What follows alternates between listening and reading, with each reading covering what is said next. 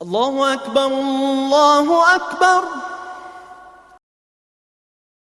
آپ کے آفس میں کوئی آدمی انٹر کرتا ہے، باہری گارڈز بیٹھے ہیں، پہلا سوال پوچھتے ہیں، بھائی آپ یہاں کیا کرنے آئے ہیں، کیا کام؟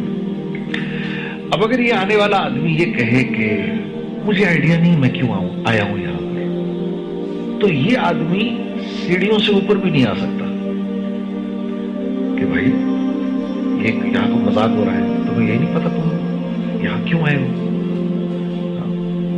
تو ایک آفس، ایک نارمل سا آفس، یہاں تو کوئی آدمی بغیر مقصد اور بغیر وجہ کے آ نہیں سکتا، تو اس کائنات کے اندر میں اور آپ بغیر وجہ کے ہیں، تو قرآن اس کو کیسے بیان کرتا ہے؟ تو قرآن کہتا ہے افحسبتم انما خلقناکم عبثا وانکم الینا لا ترجعون۔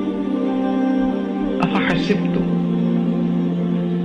کیا سوچ رہے ہو، کیا تمہارا خیال ہے تم ایسے ہی پیدا کیے گئے ہو؟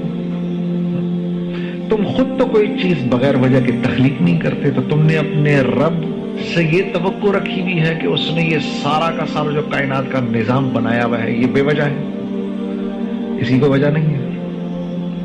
فتعال اللہ الملک الحق لا الہ الا هو رب العرش الکریم۔ تم اس سے تمہیں یہ لگتا ہے کہ یہ تم بغیر وجہ کے بیٹھے ہو یہاں پر، ایسے پیدا کر دیا گیا بغیر وجہ کے۔ تو یہ انسان کا سب سے بڑا مسئلہ ہے، اپنی علم اور اپنی سوچ سے، اور انسان کا جتنا بھی علم ہے اس کا محور یا تو اس کی نظر ہے یا اس کی زندگی کے تجربے ہیں۔ وہ یہ اوپر تک دیکھ سکتا ہے، اس کے آگے اس کو کچھ نہیں پتا گیا ہے، یہ اس کی زندگی کے تجربے ہیں تو اس نے سوچ رکھے۔ جہاں انسان کی سوچ اپنے اختتام کو پہنچتی ہے اس جگہ سے وحی کا علم شروع ہوتا ہے، جہاں اس کی لاجک اللاجیکل ہو جاتی ہے وہاں سے وحی کا علم شروع ہو جاتا ہے۔ اب اگر رسول اللہ صلی اللہ علیہ وسلم ہمیں نہ بتاتے تو ہمیں زندگی پر نہ پتا چلتا کہ ادھر دو کرامن کاتبین بیٹھے ہوئے ہیں، دنیا کی کوئی لاجک یہ پروو ہی نہیں کر سکتی لیکن بیٹھے ہوئے ہیں۔ اسی لیے قرآن نے جب کہا نا ذالک الکتاب لا ریب فیہ، تو پہلی جو قرآن نے بات ماننے والوں کی صفت بتائی وہ یہ بتائی کہ یہ ہدایت دیتی ہے کن لوگوں کو؟ متقیوں کو، مدلل متقین، جو اللہ سے ڈرتے ہیں، صرف اس کو اس کتاب سے نفع ہوگا اور کسی کو نہیں ہوگا۔ جو اللہ سے ڈر رہا ہے، اللہ اس کتاب کے ذریعے اس کو صراط مستقیم پر چلائے گا، ہر ایک نہیں چل سکے گا۔ اور ڈرنے والوں کی پہلی صفت کیا ہے؟ الذین یؤمنون بالغیب، یہ غیب کی باتوں پر ایمان لاتے ہیں، جن باتوں کو انہوں نے دیکھا نہیں ہوتا، غیب کی باتیں پر ایمان لاتے ہیں۔ یہ غیب کی باتیں ہمیں کس نے بتائیں؟ رسول اللہ صلی اللہ علیہ وسلم۔ انہوں نے بتایا ادھر کرامن کاتبین بیٹھے ہوئے ہیں، مجھے تو نظر ہی نہیں آ رہا، انہوں نے مجھے بتایا ہے کہ وفی السماء، مجھے ان کے ذریعے پتا چلا قرآن کہہ رہا ہے وفی السماء رزقکم وما توعدون، میرے بندو تم سے جس رزق کا وعدہ کیا گیا ہے وہ رزق دنیا میں نہیں ہے، دنیا سے اس کا کوئی تعلق نہیں، وہ آسمانوں سے آ رہا ہے۔ وفی السماء رزقکم وما توعدون، تم سے جس رزق کا اللہ فرما رہے میں نے وعدہ کیا ہے اس کا تعلق زمین، پتھر، سونا، چاندی، زراعت، کاشتکاری، سورج، چاند، ستاروں، پہاڑوں سے نہیں ہے، بلکہ یہ ہم آسمانوں سے اتارتے ہیں تمہارے لیے۔ لیکن مجھے تو سب کچھ یہاں سے ہوتا ہوا نظر آ رہا ہے، مجھے تو یہ نظر آ رہا ہے کہ میری پیسے ہیں تو میرے کام بنیں گے، پیسے نہیں ہیں تو میرے کام نہیں بنیں گے۔ مجھے تو یہ نظر آ رہا ہے کہ میری یہ نوکری گئی تو میں تو تباہ و برباد ہو جاؤں گا، یہ نوکری میں چلتا رہوں گا تو ٹھیک چلتا رہوں گا، میری زندگی بنی رہے گی۔ مجھے تو یہ نظر آ رہا ہے نا، یہ ساری چیزیں مجھے نظر آ رہی ہیں، اس لیے میری زندگی کا ایک ایک لمحہ ان کے گرد گھوم رہا ہے، چیزوں کے گرد گھوم رہا ہے، اسباب کے گرد گھوم رہا ہے، حالانکہ یہ صرف اور صرف प्याले हैं जिनमें रिज्क डाला जाता है। तो दरअसल मैं प्याले की खिदमत में लगा हुआ हूं, जो इसमें रिज्क डाल रहा है उससे मेरा कोई ताल्लुक नहीं।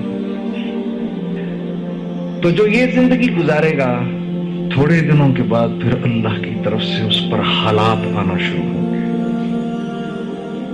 ये जितनी कौमें तबाह हुई थी, ये अपनी चीजों में गुम होके तो तबाह हुई थी। जैसे इकबाल ने नहीं कहा, काफिर की ये पहचान के आकाश में गुम है, मोमिन की ये पहचान के गुम इसमें है आकाश। आकाश में गुम है, दुनिया में गुम है, यहीं से होगा सब कुछ, इसी पैसे से होगा।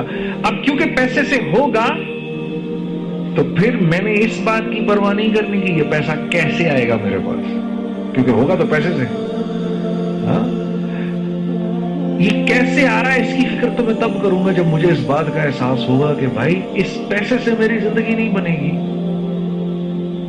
ये पैसा तो कागज का टुकड़ा है, इससे तो सिर्फ होता हुआ नजर आ रहा है, करने वाली जात किसकी है? अल्लाह की। इसको कहते हैं ला इलाहा इल्लल्लाह। रेत का जर्रा रखता है, इनकी इतनी हैसियत भी नहीं है, करने वाली जात अल्लाह की है। तो फिर मैं क्यों अल्लाह के हुक्म को तोड़ूं? यही वजह थी कि जब जिब्राइल ने आके इब्राहिम अलैहिस्सलाम से कहा कि ये नमरूद तो आपको आग में फेंकने वाला है, तो आप कहें तो बचा लें आपको। तो पूछा कि मुझे तुम अल्लाह के हुक्म से आए हो या इजाजत लेकर आए? कहा जी हुक्म से नहीं आए, इजाजत लेकर आए। तो कहा नहीं फिर तुम्हारी जरूरत नहीं है, फिर तो तुम भी नहीं बचा सकते।